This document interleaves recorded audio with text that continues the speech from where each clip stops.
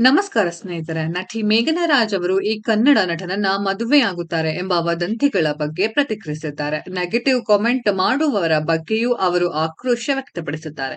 ಕನ್ನಡದ ಚಿತ್ರರಂಗದಲ್ಲಿ ಸ್ಟಾರ್ ಕಿಡ್ಸ್ಗೆ ಇರುವ ವಿರೋಧದ ಬಗ್ಗೆಯೂ ಮಾತನಾಡಿದ್ದಾರೆ. ಕನ್ನಡ ಜನಾಂಗದ ನಟಿ ಮೇಘನಾ ರಾಜ್ ಅವರ ಗಂಡ ಚಿರಂಜೀವಿ ಸರ್ಜಾ ನಿಧನದ ನಂತರ ಕನ್ನಡದ ಈ ನಟನನ್ನ ಮದುವೆ ಮಾಡಿಕೊಳ್ಳುತ್ತಾರೆ ಎಂಬ ವದಂತಿಗಳು ಹಬ್ಬಿದ್ದವು.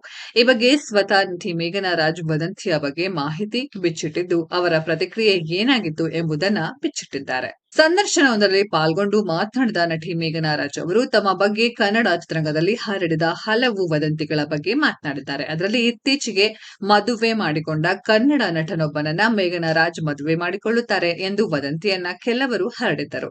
ಈ ವದಂತಿಯಿಂದ ತುಂಬಾ ಬೇಸರವಾಗಿತ್ತು ಎಂಬುದನ್ನ ನಟಿ ಹೇಳಿಕೊಂಡಿದ್ದಾರೆ. ಆದರೆ ಈ ವಿಚಾರವನ್ನ ಸಂದರ್ಶನದಲ್ಲಿ ಮುಕ್ತವಾಗಿ ಹೇಳಿಕೊಳ್ಳದೆ ಬ್ರೇಕ್ನಲ್ಲಿ ಧನು ಜೊತೆಗೆ ಮದುವೆ ವದಂತಿ ಮಾತನಾಡಿದ್ದಾಗಿ ಹೇಳಿಕೊಂಡಿದ್ದಾರೆ.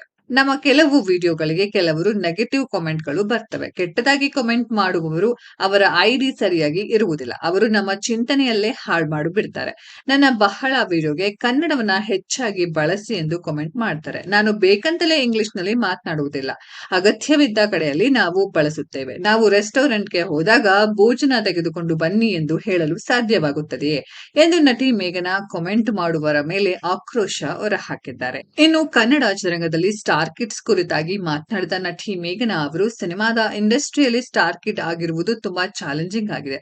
ಸ್ಟಾರ್ ಕಿಡ್ಸ್ಗೆ ಸುಖ ಸುಮ್ಮನೆ ದೂಷಣೆ ಮಾಡ್ತಿದ್ದಾರೆ. ಸ್ಟಾರ್ ಕಿಡ್ಸ್ಗೆ ತುಂಬಾ ಟ್ಯಾಲೆಂಟ್ ಇದ್ರೂ ಅವರನ್ನ ಜನರು ಒಪ್ಪಿಕೊಳ್ಳುವುದಕ್ಕೆ ಮುಂದೆ ಬರುವುದಿಲ್ಲ. ಜನರು ಅವರನ್ನ ದೂಷಣೆ ಮಾಡ್ತಾರೆ. ಬೇರೆ ಬೇರೆ ಸಿನಿಮಾ ಇಂಡಸ್ಟ್ರಿಯಲ್ಲಿ ಹೀಗೆ ಇದೆಯೋ ಇಲ್ಲವೋ ಎಂಬುದು ಗೊತ್ತಿಲ್ಲ. ಆದರೆ ಕನ್ನಡದಲ್ಲಿ ಸ್ಟಾರ್ ಕಿಡ್ಸ್ಗೆ ಜನರು ಭಾರಿ ವಿರೋಧ ವ್ಯಕ್ತಪಡಿಸ್ತಾರೆ. ಇನ್ನು ಕನ್ನಡದ ಹಲವು ಒಳ್ಳೆಯ ಸಿನಿಮಾಗಳಿಗೆ ವೇದಿಕೆಯೇ ಸಿಗ್ಲಿಲ್ಲ. ಅದರಲ್ಲಿ ಬ್ಲಿಂಕ್ ಕೂಡ ಒಂದಾಗಿದೆ. ಸ್ನೇಹಿತರೆ, ಈ ವಿಡಿಯೋದ ಬಗ್ಗೆ ನಿಮ್ಮ ಅನಿಸಿಕೆಯನ್ನ ಕಾಮೆಂಟ್ ಬಾಕ್ಸ್ ಅಲ್ಲಿ ಕಾಮೆಂಟ್ ಮಾಡಿ.